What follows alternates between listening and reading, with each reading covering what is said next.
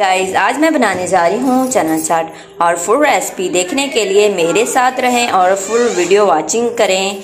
तो हम बनाना स्टार्ट करते हैं। अस्सलाम वालेकुम व्यूवर्स, कैसे हैं आप सब? उम्मीद है कि आप सब खैरियत से होंगे। आज हम बनाने जा रहे हैं चना चाट। इसके लिए मैंने आलू बॉइल करके उनके छोटे छोटे पीसेस कर लिए हैं। अब हम इसमें शामिल करने वाले हैं चने, जो कि मैंने पहले ही बॉइल करके रखे थे। अब इसमें मैं शामिल करूंगी अनार,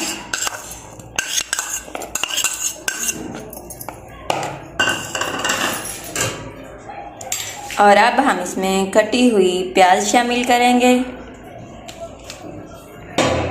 अब इसमें हम कटी हुई सब्ज़ मिर्चें डालेंगे और इसमें कटे हुए टमाटर जाएंगे हमारे। अब इसमें हमारी थोड़ी सी चीनी जाएगी, क्योंकि हमें चना चाट ये मीठा बनाना है। सो गाइस, अब हम इसमें शामिल करने वाले हैं इमली की मीठी चटनी, जो कि हमने बना के रखी है।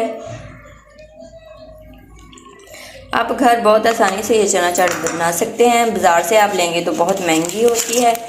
अब ज़रूरत के मुताबिक इसमें हम नेशनल का चाट मसाला शामिल करेंगे। देखिए कितनी मज़े की हमारी चाट रेडी हो रही है। और इसमें अब हम इसमें अपना थोड़ा सा प्याज डालेंगे और इसको प्यार प्यार से हम मिक्स करेंगे।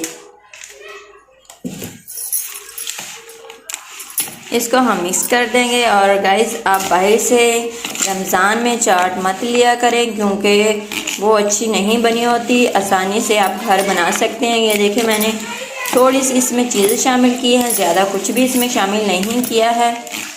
और गाइस, ये देखें कितनी मज़े की बनी है। ऐसे ही आप घर में रोज़ न्यू से न्यू कुछ भी आप शामिल कर सकते हो। घर में किचन में जो भी आपकी आसानी से चीज़ें मिल जाए आप उसमें शामिल कर सकते हैं।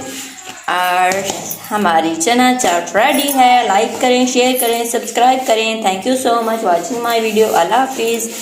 और अपना ख्याल रखिएगा, दुआ में याद रखिएगा।